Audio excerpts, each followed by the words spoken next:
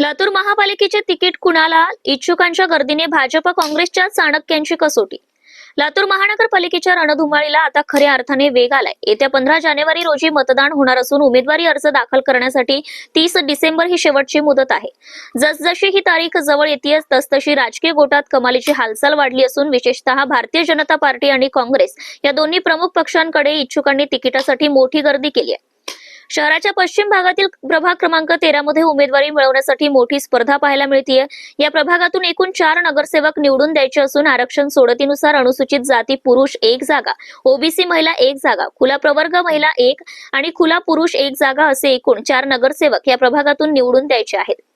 Ticket मागण्यासाठी सर्वात जास्त चुरस अनुसूचित जातीच्या जागेसाठी दिसून येते.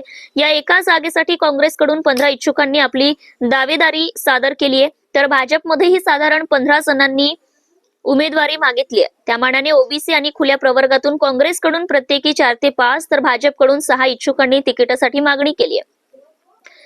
तर पक्षश्रेष्ठींसमोर उमेदवारीचे मोठे आव्हान. दोन्ही प्रभागांमधील आकडेवारी पाहिली तर अनुसूचित जाती प्रवर्गातून निवडणूक लढवू इच्छिणाऱ्यांची संख्या इतर प्रवर्गांच्या तुलनेत अधिक आहे. एका जागेसाठी अनेक प्रबळ दावेदार असल्याने कोणाला संधी द्यायची आणि नाराजांची समजूत कशी काढायची हे भाजप आणि काँग्रेस या दोन्ही पक्षांच्या नेतृत्वासमोर मोठं आव्हान असणार आहे.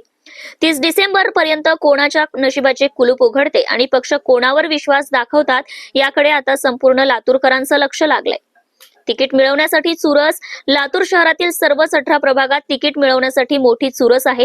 विशेषतः भाजप आणि काँग्रेस या प्रमुख पक्षांकडे इच्छुकांचा ओढा सर्वाधिक आहे.